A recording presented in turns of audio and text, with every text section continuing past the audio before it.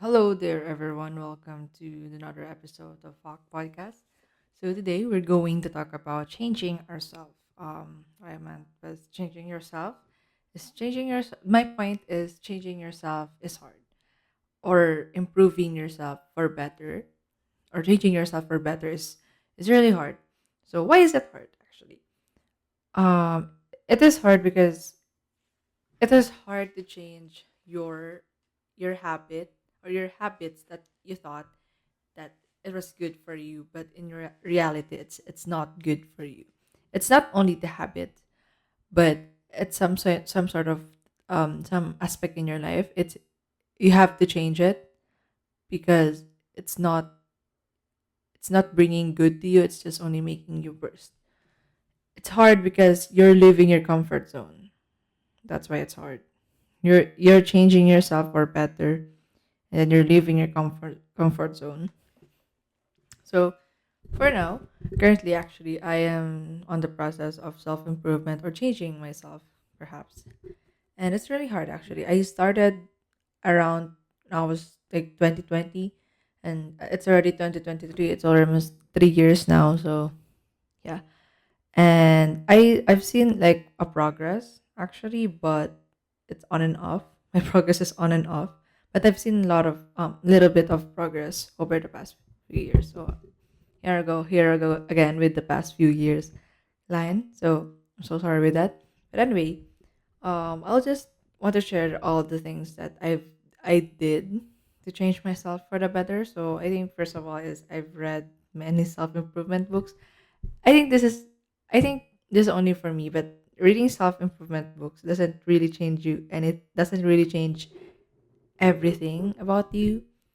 It's just a matter of time. It will just sometimes maybe um change your perspective on how you treat yourself and how you see life and how see other things in a good one.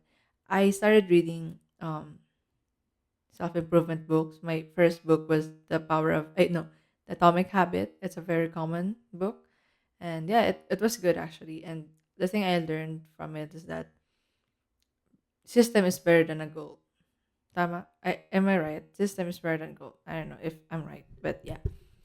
And next, I've also read The Power of Habit, and I don't really remember anything about Power of Habit. I'm so sorry, but I think as far as I know is safe about the a company that safety was the um what they call that was the priority, some sort of that power of habit. I don't really remember at all.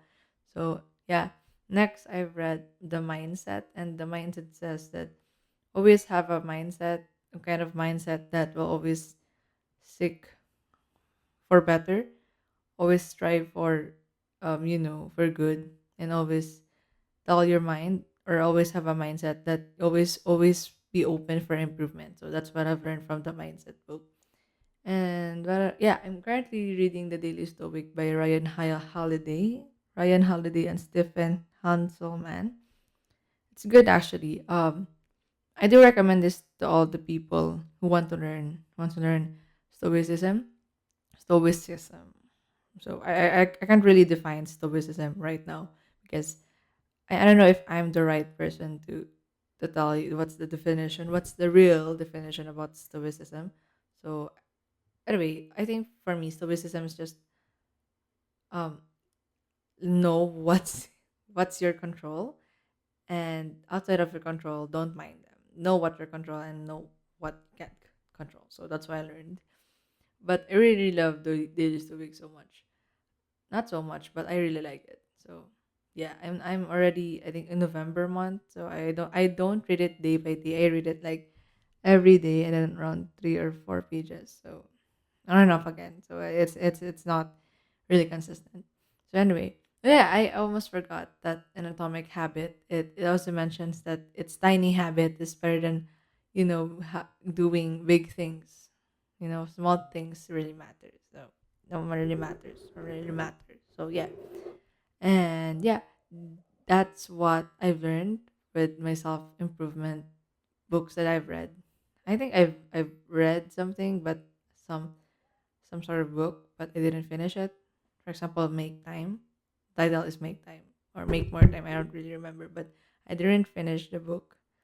So anyway, um, I, aside from reading self improvement books, I tried meditation. Until this day, I'm still meditating, but again, on and off. I'm not really consistent with it. So the the thing with meditation, it makes your mind clearer or be mindful about anything for some sort of stuff, which I don't know if that's right. But for me, whenever I meditate, I really hope that I can have a clear mind early in the morning, and I will um yeah, I just want to have a clear mind, some sort of that.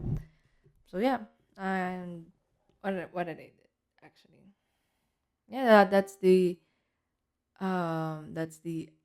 as far as I know. Oh yeah, I actually for my self improvement, I'm trying to control my anger now. So yeah, and anything else, I don't. So far, that's the only thing I can remember right now because yeah, I'm really bad at remembering things.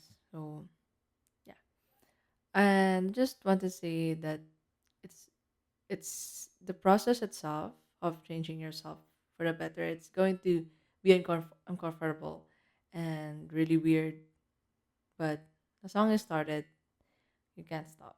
Even though you should, a lot of people keep saying that you should be consistent with the things that you're doing, which I do agree upon, which I do agree with that. But sometimes I can't really be consistent as heck.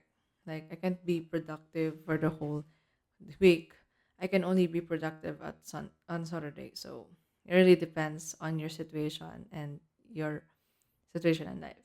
So yeah, I think key to success is consistency. So I don't really see me I don't really see my consistency in my life for now. So I'm trying. That's what I'm trying to achieve this year, or not this year, for my life, is to be consistent about everything that I want to be good at or I want to change. For example, consistent on yeah, this kind of doing a podcast. I want to grow, or I want to make a podcast that posts podcast weekly. So I'm trying that. So yeah, I that's for now. Actually, if you are in the process and if you're listening to this and you want to change yourself or self improvement, it's I do recommend you to try it. Try self try to change yourself. And yeah, thank you so much for listening to this podcast, and I hope I'll see you next time.